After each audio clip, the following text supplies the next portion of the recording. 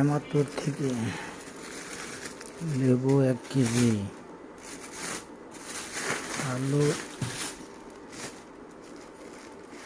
সসপাতা, detergent, tomato 1 kilo, করলা আছে half KG, সিমের বেশি আছে হাফ কেজি,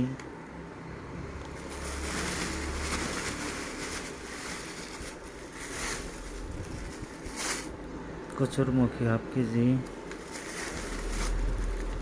খিরাই আছে 1 কেজি,